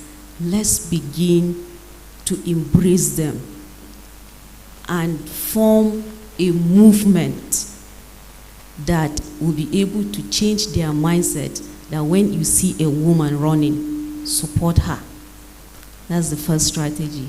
Second strategy, let's set up a funding resource system for women with women and women with disabilities who are politicians. And the third one, you can as well set up an academy, a political academy, where mentorship comes in, capacity building comes in, training them on how to fundraise digitally and physically. Resources are very, very important to female politicians. Without it, nobody will listen to you. In my experience in Kaduna, one of the candidates lock up all the 50 delegates in one hotel, seize their phones. I could not get access to them 24 hours to the election because he had a lot of money. He bought them. And as the result came out, 80% of the delegates voted for him. And that's how other 4 candidates failed the elections. So we need funding systems to female candidates, aspirants, and politicians. Doing that will bring in more women into the system. We want to see more women in elective offices, not just appointment. Because when they are elected, they have more power to make decisions, to change policies, to develop and formulate policies to the interests of the vulnerable groups, which include women, young people, and persons with disabilities. Doing that will change a lot of mindset, and we will see the change we want to see. Thank you very much. Thank you, ma'am. So, Ms. Hadiza, this final question goes to you. As an experienced professional, especially in advocacy efforts when it comes to women in governance and women in political participation, what kind of strategies do you think that we can duplicate, especially at the state level, focus Kano State that we've been working on for the past 1 year, to promote the effective participation of women in politics, from the local level, state level, and of course to national-wide politics? Thank you. Thank you very much, Nafisa. What I would say is, I think even by watching the video you played earlier, you have, I think, hit, is it the nail on the hammer or the other way around? That video provoked all our thoughts in this room. I can say clearly that using the media to engage with the citizens is very vital. Having videos like that stimulate conversation, that stimulates those difficult conversations that people do not like having, is very instrumental. What we've done is also to use those traditional medias to engage with people in the grassroots and, of course, in other communities to make sure they understand the issues. Having these dramas, not only on television, but of course radio. I think for Kano and a couple of other states where we work, radio engagement is very vital, using those radio dramas and plays that carry them along the conversation, that brings it down in the local languages, like Hajia has mentioned, is very instrumental and impactful. So I would say we should continue to engage down that line, have all these different scenarios play out in different platforms, have them listen in, call in and have some clarifications, and also have a lot of these materials that you can distribute in the communities and have like phone lines where they can call in for clarification, and that will make, that will of course get them interested in having to engage and having to come across and be more knowledgeable about the issues. We have engaged with different traditional leaders, like we mentioned earlier. Hajia Aisha was here from Form 1. She has told you about the different stakeholders that we've brought into the room. What has been very important is when you're engaging in a state, it's very important for you to conduct an assessment. You don't go in with your assumptions and assume you know what the issues are and you're there to provide a solution. But you bring all these stakeholders together and ask them, what are the issues, what are the different issues, and then you devise strategies to be able to combat them and to address those gaps and challenges. So I would say for Kano State particularly, we have seen that traditional media engagement and advocacy is very instrumental in conveying the message we seek to do and bringing women on board. Thank you. Thank you. A round of applause. On that note, that brings us to the end of the panel session, but please don't leave because we are opening the Q&A session. So for a brief time, if you have any questions, any feedbacks, we will be here to answer those. So I would like to take 3 from the audience. So please, if you do have any questions, feedback, please, this is the time to raise up your hand and take the mic. Do we have anyone? Please come forward. I can see someone from the back. I can see another lady, please, and another man. Interesting. Please come forward. Please come forward.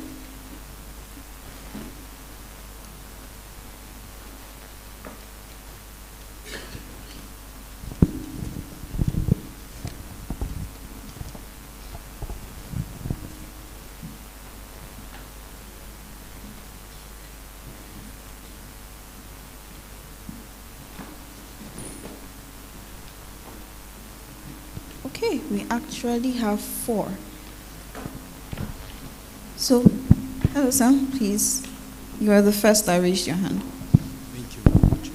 Thank you very much. Good afternoon.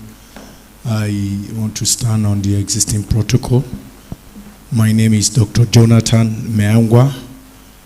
I teach political science and international relations at the University of Maiduguri. I was invited for this program and I'm interested in the discussion and the conversation ongoing. But I first want to commend the speakers.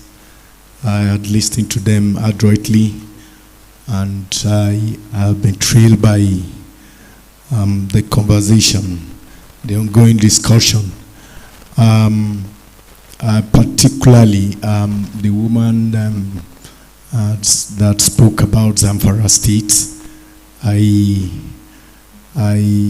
thumb up for you because I was actually interested to know what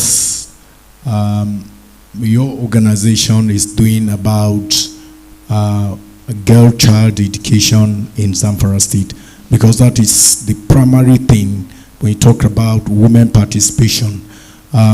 Fundamentally, education is very, very key.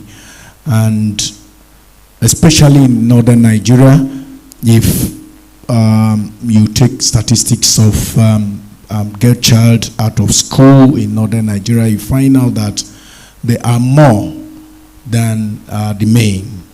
And then when that area is not emphasized, you find out that what you're talking about, women participation will just be a mirage, because at the end of the day, the woman or the girl child grow up to be a woman, and at the end of the day, she becomes a pawn in the game of politics when it's time for for politics. You see politicians using them, bringing them out to be used as electorate. Just go out and vote, not necessarily vying for any political position. So I am saying, I'm of the opinion that emphasizing on girl child education is very, very fundamental. It's very key to women participation in politics. And I also have a point here that bothers me so much. We talked about the topic is promoting the effective participation of women in governance. Now, I look at governance from different perspectives, not necessarily institutional. We could also look at governance from the point of the community. We could also look at governance from the point of our churches. We could also look at governance from different perspectives. But here the emphasis is on more on women in governance, looking at it from the perspective of the institution called governance in terms of the relativity of what government is doing. Now, in governance generally, you find out that in an institution or where a community or 2-3 persons gather, of course, there is an established governance already there. So it is very paramount for us to understand that dimension of participation from the community level down to the level of governments that we talked about. If we're able to understand that from the community level that women are involved in terms of decision making right from the community level, then we now understand that it is very important for us to give that message even to a common woman in the community, that she will buy in that idea of what we call governance. Is a woman participating in governance at the community level? That is another question that we must ask ourselves. For instance, if decisions are taken at the palace, for instance, are women involved? That is the governance dimension. Are women actively involved? If decisions, policies are taken that involve a woman who is selling in the market, is she involved? Are women involved? This is very, very key. That is governance question that we must address, especially in this forum. Right, thank you. Then another thing that is so fundamental to me is the cultural barriers that I actually wanted to hear more about, especially in northern Nigeria. When you talk about the cultural barrier, which we watch from the video clip here, I think that video clip is just, to me, it's not convincing, because in reality, you don't see things like this. In reality, because I spend much of my time in northern Nigeria. I've seen how women have been relegated to the background. But I think one of the panacea or one of the antidote to this is continuous advocacy that is going to save this situation of cultural barriers, if we can equally emphasize on that. And finally, I want to end with a question by saying that why are women not supportive of women? I throw this question to all the women here. Thank you very much. Thank you very much. So before, please, I would like to also implore the rest of to keep it to 1 minute, please. But I would like Ms. Safia wants to answer the question why women are not supportive of women. So I'm going to give the mic to her. Okay. On the video, okay. Okay, no problem. So I'll hand this over to Ms. Safia, and then we'll go over to Honorable Rukaya. I must have rambled on so much that you didn't get when I was talking on Zamfara. I said they had a female education board. And the idea of what I said, the lucky part is that we're dealing with the First Lady. So she had access directly to the government. We had access, and we were literally dragging him, listen to us. This is the policy. It was a policy formulated to bring more women into education and increase the enrollment, not just of children, but of female children. And I said in every local government, the pilot study was, we even had classes where we got children of 4 years, and those were all female. And this is a female education board. It was a tool, it was a strategic tool in delivering governance, because governance is about delivering services. And one of the key services for Zamfara State that needed is education. We needed people, and I gave you an example of women who didn't know anything, but they went through school, they had their master's degree, and some of them are even teachers now. That's part of delivering on governance. That's delivering on a mandate. So we may not have come out to define this is what governance is, but governance is about delivering on services. And that particular service on education was there. And in educating them on the female, it was education, giving them knowledge that, look, this is your power. This is your right as an electorate, and this is your right in case you ever want to contest. So understanding the political process was also part of the education. And yes, we had a high enrollment of kids female children in school, and that education board is still there. And what I said is that I was hoping that this new government will resuscitate it and continue with it, because it helps to galvanize enrollment, not just enrollment, it gave them quality education. They did exceptionally well. They were doing very well, and they were going to other schools. We had model schools that were girls' schools. So I think maybe I lost you along the way, or maybe I was talking too much and I had this rambling. And please don't ask me about the women not supporting women. Like I said myself here, if you're a woman, you want my support, you need to tell me what you have to give. It's not just because you're a woman, but I'm seeing you as a person. You want my support. You want to lead me. You want to give me. You want to govern me. If you want to govern me, you need to tell me why you want to govern me. What is different from what the other guy is giving? And how are you going to give it to me, make it better for me? How is my well-being of importance to you? So it's not about not supporting women. It's about the women putting it right, getting it right. That's why I say it's not about women deserving. It's about the woman knowing what to do. Okay, sir, I want to lay more emphasis on that video. You see, that video is a bit similar. Like, that's a reality. For my own instance, in 2020, this is 2023, 2021, I declared my intention to run for the office in May 4th, 2021.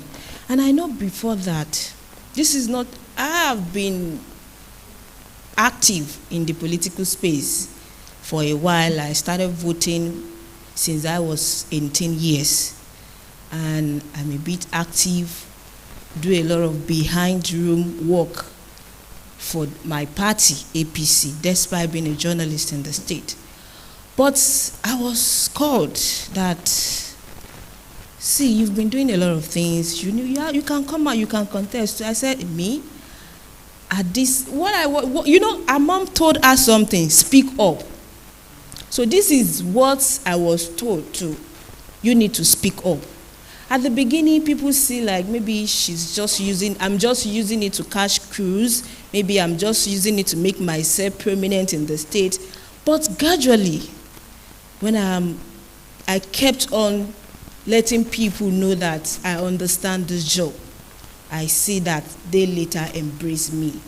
Basically, this video is all about speaking up. We need to speak up, irrespective of whatever the result you will get at the end. The first thing you need to do is speak up. So after speaking up, let the next things follow. So that's what the video is all about. Thank you very much, sir.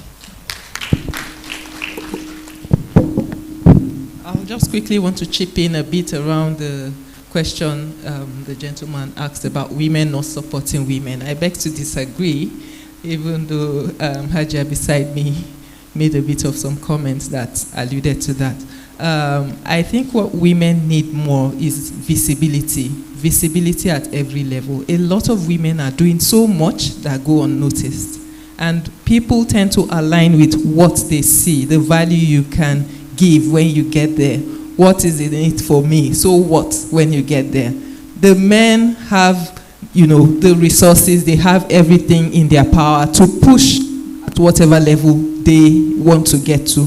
But the women lack the resources. They may have what it takes to get there as resources, financial resources especially, which they don't have compared to the men. But these women need to create more visibility for themselves, especially at the grassroots, noting that the grassroots populace, comprising mostly women, are the ones that vote the most. And that's where the politicians go to get their votes. So the more women do for their communities at the grassroots, they should please. Who lost certain opportunities because she was still nursing.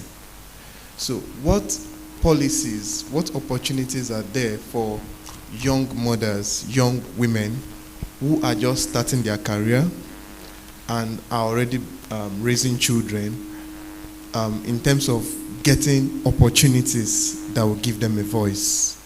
So this particular job was lost basically on the premise that she was nursing. This, funny, it was a woman who was going to recruit, and then she couldn't have a nursing mother on board, probably because of the things she hoped to achieve.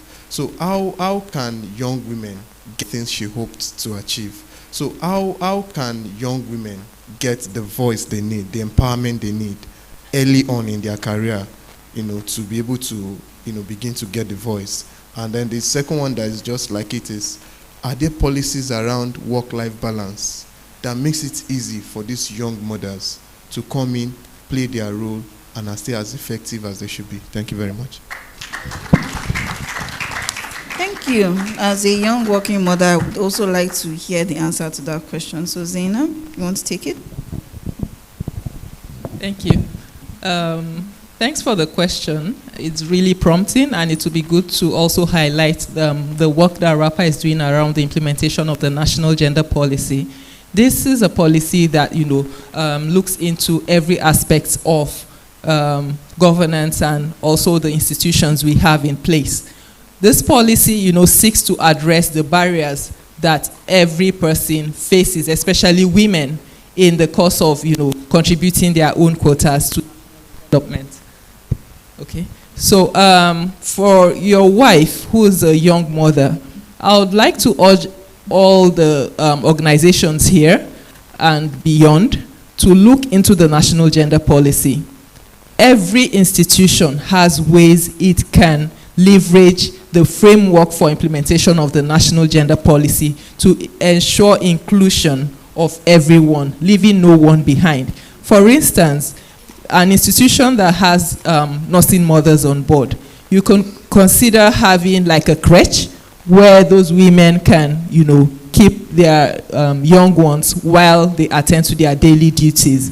This is a way of ensuring inclusion, trying to see that, okay, the welfare of that little one is not, forgotten while his or her mother is contributing to the work that the institution is doing. That's one way. For persons with disabilities, for instance, you can consider, making the building accessible to persons with disability to access the service you give. So for your wife, I'm sure if the institution where she works can have a look at the National Gender Policy. This is a policy that everyone should take on board. We're trying to see that every unit of this nation institutes the provisions of this policy by looking through the framework for its implementation and adapting it to how you can, bring it down to your own context and see that no one is left behind. However the person is, so long the person is a citizen of this country, from the boy child to the girl child to the man and the woman, the elderly, the persons with disabilities on the street. Everyone's needs will be considered when you try to see how to bring in the provisions of this policy in place. And to begin to, access how our institutions are doing, I think every institution needs to have a gender management system framework within our MDAs, for instance, and other agencies, to look into how they are deliberately, adapting the provisions of the National Gender Policy, either by way of affirmative action, looking into ensuring that women are deliberately, appointed as leaders in those institutions. Maybe no woman has ever been a CEO of that organization, and you're deliberately looking out for the best fit, who is a woman, to take up that position, or looking out for the best fit person with disability who has never been the leader of such an organization. It doesn't just stop at the political realm. It trickles down to all units of governance, however low, even the family, because that's where we begin to see evidence of, okay, the national gender policy being, implemented holistically. Thank you. Thank you so much, Zainab. So, Ambassador Miriam. Good afternoon, everyone. I send on existing protocols. My name is Ambassador Mariam Ibrahim Sani, inclusive governance activist, a co-chair from Nigerian Coalition on Youth Peace and Security Agenda. And I would like to appreciate the speakers for the eloquent and very insightful presentation and discussion. But I would like to maybe to highlight Okuma while may advocating for strengthening the institution to talk about maybe the women participation in politics, not necessary to start within the democratic cycle. It should be, they should start somewhere else, like from the institution, organization, from the community organization, because this is where young people like I myself will be able to maybe test our potentialities to say whether can we deliver it or we cannot deliver it. Because I have seen like this is where you'll be able to see your strengths and the weaknesses so that we can come back and look for the mentors who will be able to mentor us so that we will contest in the future. And I went to, there is a lot of young, fellow young people that are here, and I wanted to remind us like we should have started right from the grassroots level, because in most time we went to see, when we see like if we are able to opportunity to be in such kind of spaces, we have been meant to attend so many trainings and workshops that we see like I can be at the presidential stage, national stage. We should have right from our constituency. We have to go back. Let us be nominated or elected by examples.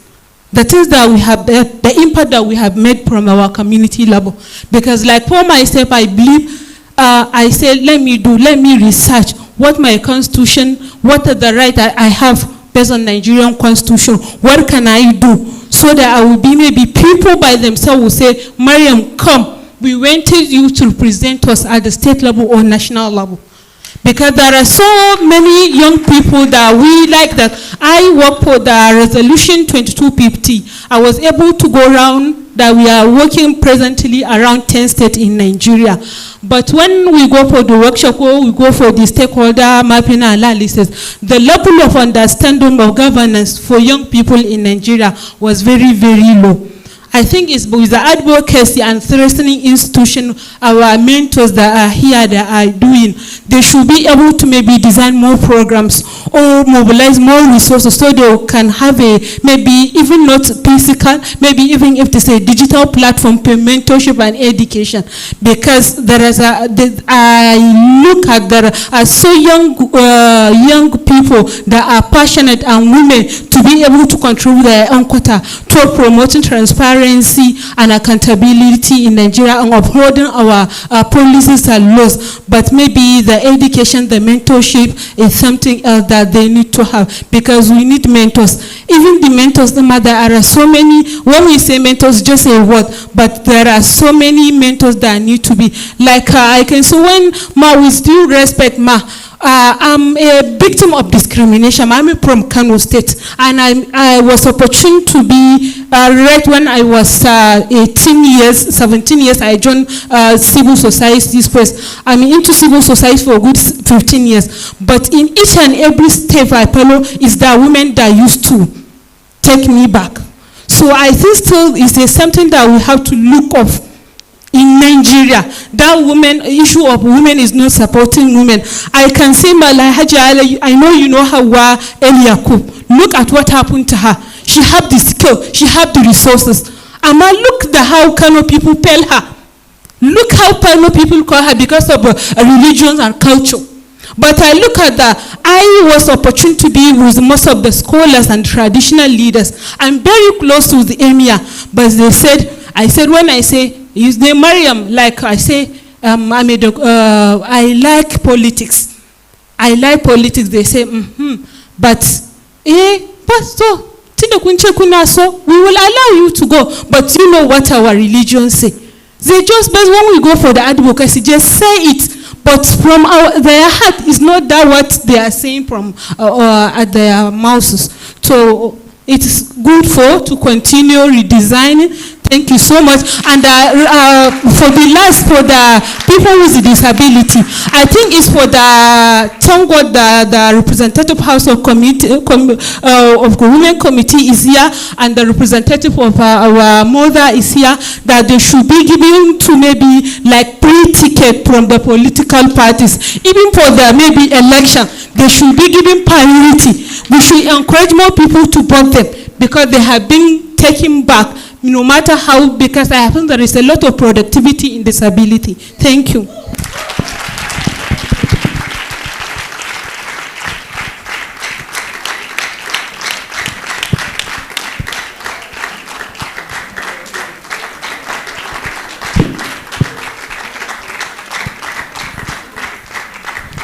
All right, good afternoon, everyone. My name is Patrick Emmanuel from University of Abuja. I'm the chairman of Committee on Sports and Development in the SUG. I want to talk about the bill, passing the bill that you said of inclusion of female in the leadership of Nigeria in the political space. In the last house, a bill was passed in the SUG to include female in the about, I think, over 33% now in the SUG are represented by females. And how far that has gone is just for me to read this analysis. In the SUG now, in University of Abuja, our SUG president is a female. The SUG, all right. The SUG director of academics is a female. The SUG director of health is a female. The SUG SRA deputy speaker is a female. The SUG SRA clerk is a female. And that was only able to be attained because of the bill that was passed. So when Madam Safia was saying that very soon we might have a female president in Nigeria, it's possible if bills like this are passed. And also, an advice I have for females or for women is that take responsibility before you are appointed. It starts with that community, gathering people together to do sanitation. Take responsibility. Don't wait for the appointment. Take it up. That way, people will recommend you for leadership. I hope you know that when we have the jagabans or when we have the big bosses that don't want you, at the same time, the people they speak to are the little people that are seeing you doing that little job in the community. So take up the responsibility. Don't wait for the appointment. Take up the leadership role. And that way, we will see women ably represented in the leadership of our nation. Thank you. Thank you so much. It's interesting to hear all the different takes from our audience. I've been informed that two of our special guests would like to add something to this panel session. So I will call on the representative from the Embassy of Malaysia. Please, a round of applause for her.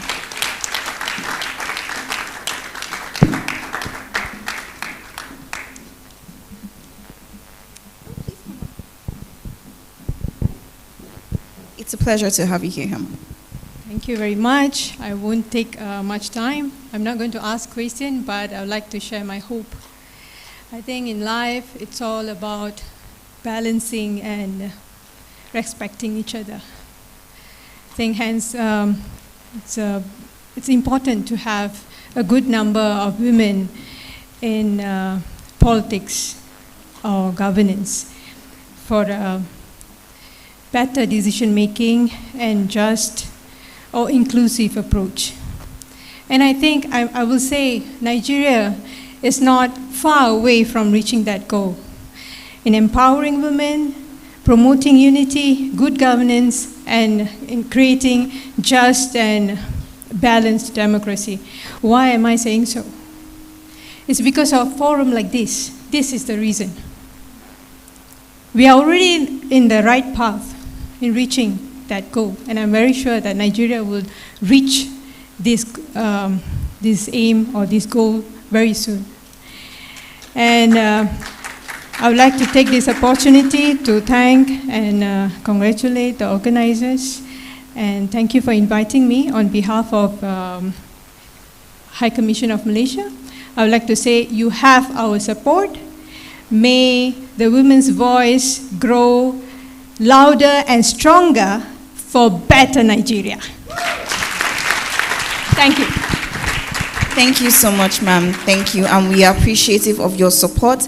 I will then call on the Money Secretary, Honorable Adedayo Benjamin Lani, for her brief contribution to this panel.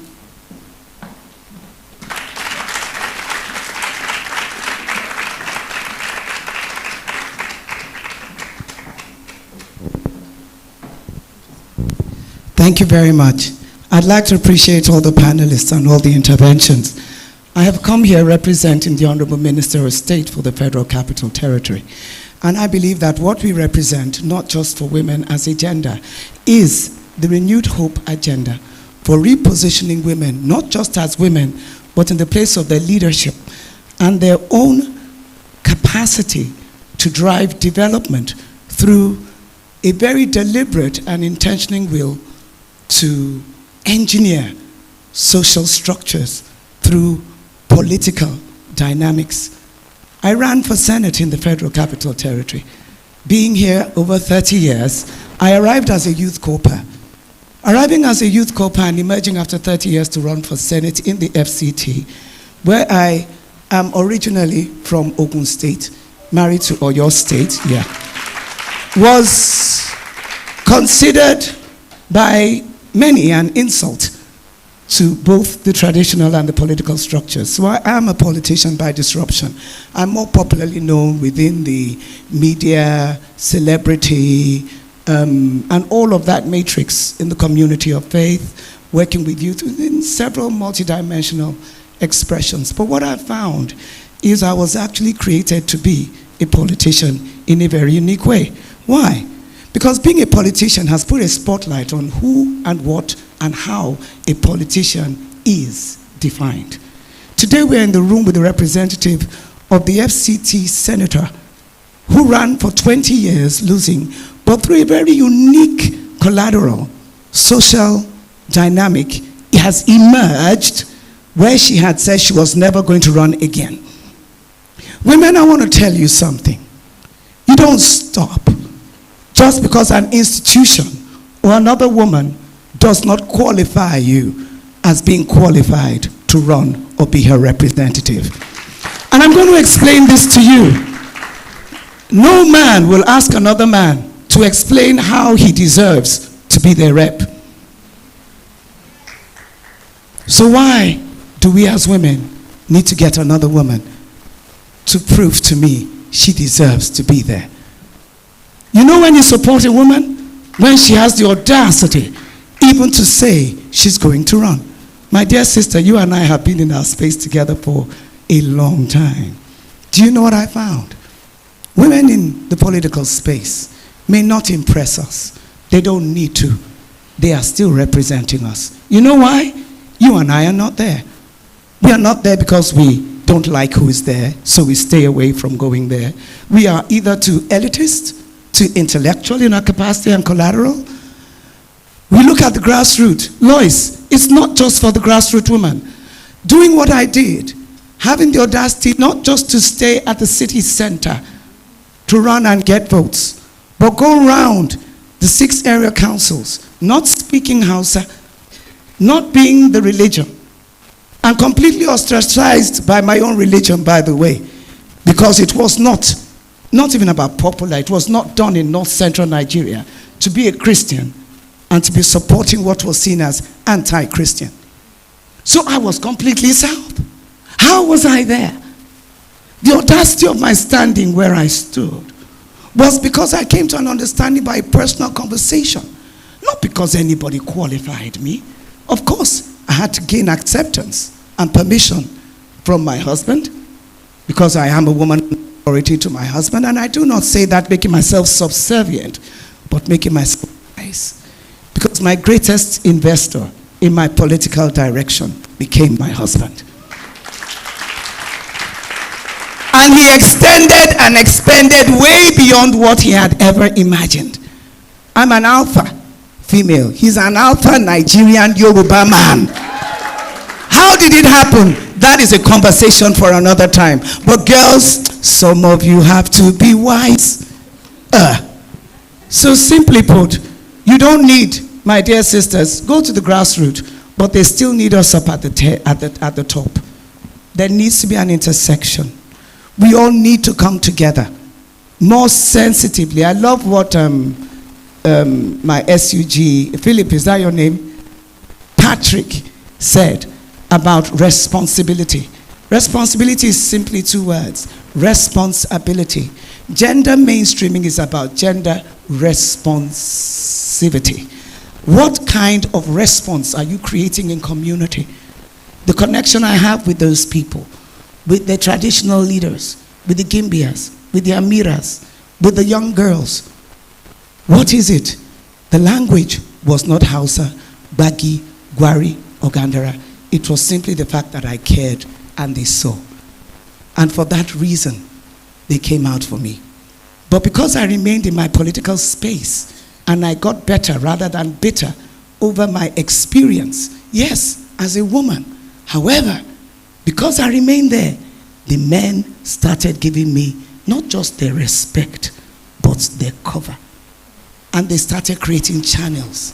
Today I stand here by the privilege of political appointment.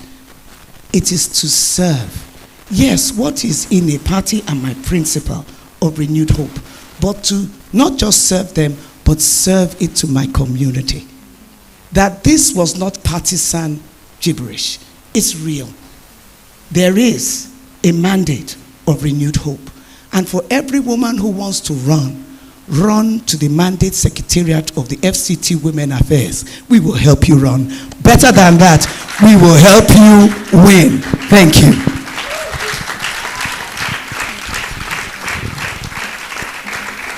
Thank you. Thank you so much, Ma'am Honorable Adedayo Benjamin Lani. And I must say that was very engaging. I think we all agree. So I think it's time for pictures. Please, a round of applause for each and every one of our panelists here today, and our special guests that still came up to round the entire panel session up. Please, photography, can we have a picture of our esteemed panelists? Say a big round of applause to Honorable Rukayat, Ms. Zainab, Ms. Safia, Ms. Hadiza, and Ms. Louise Auta. Thank you.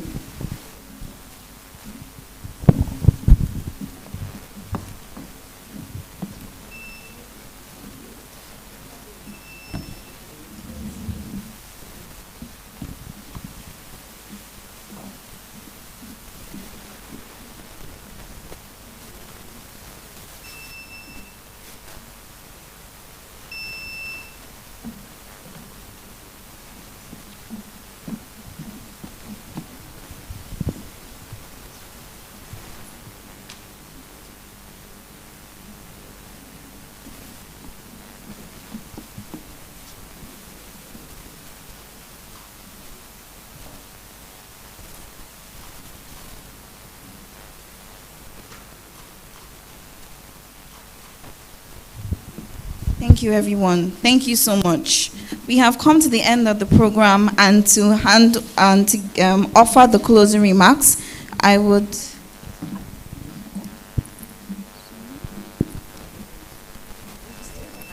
Okay,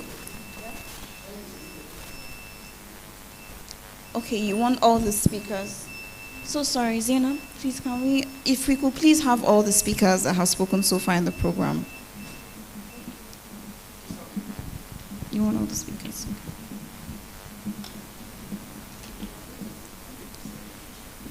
No, to take a picture. All the speakers. Yes, ma'am. Thank you. Yes, please. Yes, please.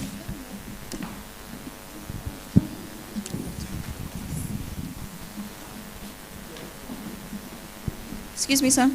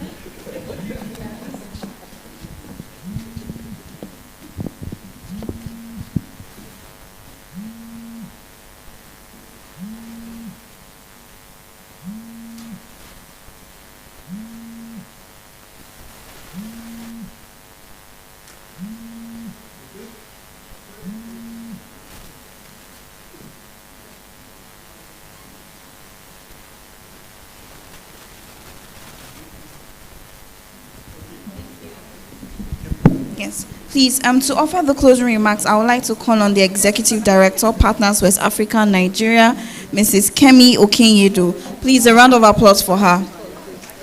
Ladies and gentlemen, good afternoon, Abuja. Please, a round of applause. We're literally done. Thank you, everyone.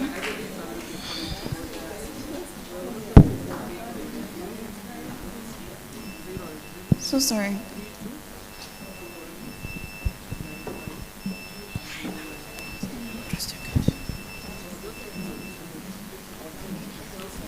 Good afternoon.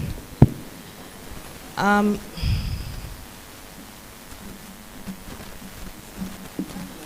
good afternoon. Good afternoon, everybody. Just to quickly say that I'll give you a big background of P1. When I joined the civil society space in 2003, I joined Clean Foundation as a program officer gender. And I was the only female in the technical team at Clean. I left Clean in 2015 as executive director because I took over from the founder executive director at that time, late Innocent Chukuma. I set up P1 intentionally making it a women-led, women-driven organization. When I started from my room in my house. Right now, we have, I think, 5 or 6 offices: Abuja, Borno, Kano, Adamawa, Kaduna, Niger. I take on basically only women. The structure in P1 is to support women to build a career within the civil society space. I have 30 staff. Over 90% of them are women. I work within the security, governance, and criminal justice space, which is a space dominated by men. When I get into force headquarters, DHQ, Army headquarters, and they tell me, why don't you have men? And I tell them, my driver is a man. There's no apology about that. When I get to force headquarters and the women are serving tea, there's no apology about that. So I agree with my sister that we shouldn't have apologies about these things. We need to be intentional, we need to be consistent, and we need to be deliberate in how we open the space. But for us also, we need to be intentional as women, we need to be deliberate, and we need to be consistent in building our skill set, adapting, reviewing, and building our skill set for the space. That said, as we conclude this public policy forum on promoting the effective participation of women in governance in Nigeria, I'd like for us to underscore the critical role that gender diversity plays in shaping the future of a nation, and that includes Nigeria's. Inclusion is not just a matter of equity, it's a matter of good governance. When women are actively engaged in decision-making processes, we benefit from a broader spectrum of perspectives, ideas, and solutions. Nigeria's progress depends on harnessing the talents and experiences of all its citizens.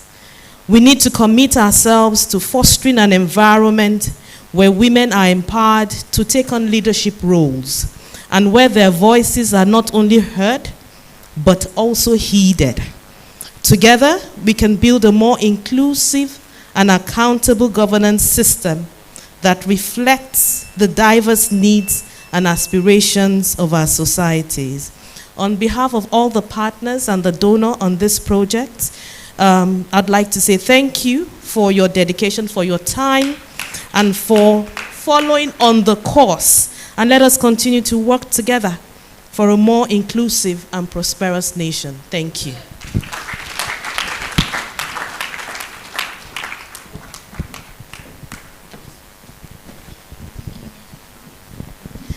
A huge round of applause, please, for the Executive Director of Partners West Africa and Nigeria, an integral partner for this program and this project that is being implemented in Kano and funded generously by the Swiss Embassy in Nigeria, Abuja, Nigeria. Ladies and gentlemen, that brings us to the close of today's program. I hope we had thoughtful and provoking conversations that would equip us to be agents of change and push for the inclusion of women in political offices in Nigeria. Thank you and good afternoon.